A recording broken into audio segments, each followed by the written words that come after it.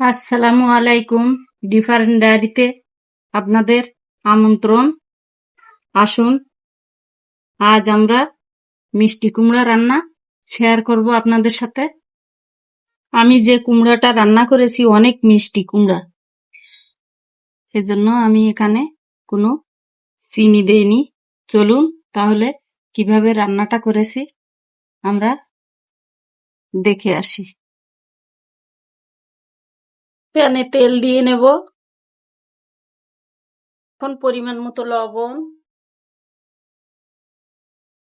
হলুদ, শুকনা ঝালের গুঁড়া দিয়ে একটু কষাই নেব। কষানোর জন্য অল্প পরিমাণে একটু পানি দিয়ে দিচ্ছি।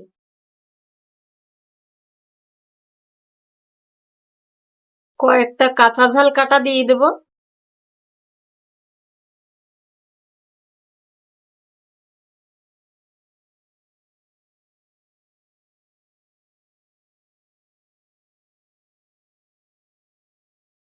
চিংড়ি মাছ রান্না করবো, চিংড়ি মাছগুলো দিয়ে দিচ্ছি।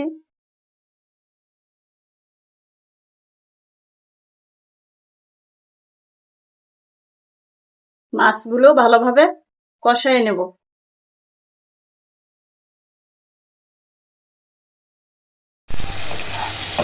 মাছ কষানো হয়ে গেছে। একটা আলু আর ছোট এক ফালা কুমড়া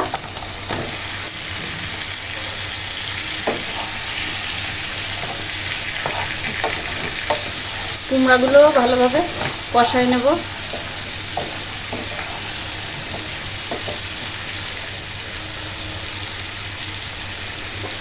কষানোর জন্য ঢাকনা দিয়ে ঢেকে দিলাম। ঢাকনা খুলে দেখে নেব।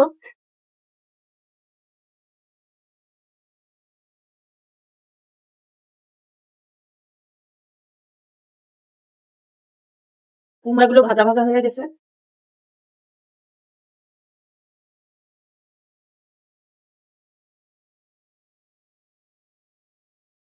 একটু পানি দিয়ে রান্নাটা করে নেব।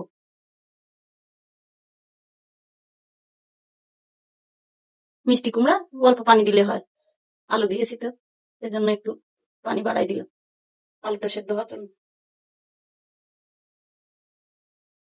আবার ঢাকনাটা দিয়ে ঢেকে দেব। দেখে নি তরকারিটা কেমন হয়েছে, আলু সিদ্ধ হয়েছে কিনা একটু দেখে নেব। হ্যাঁ, আলু তো গলে গেছে।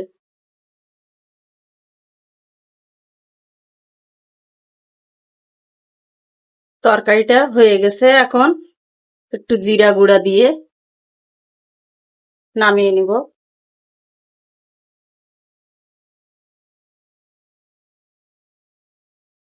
আমার রান্নার ভিডিওটা যদি আপনাদের ভালো লাগে তাহলে কমেন্টের মাধ্যমে জানাবেন। রান্না হয়ে গেছে, চুলাটা বন্ধ করে দেব। আজ এ পর্যন্তই। ভালো থাকবেন। আল্লাহ হাফেজ।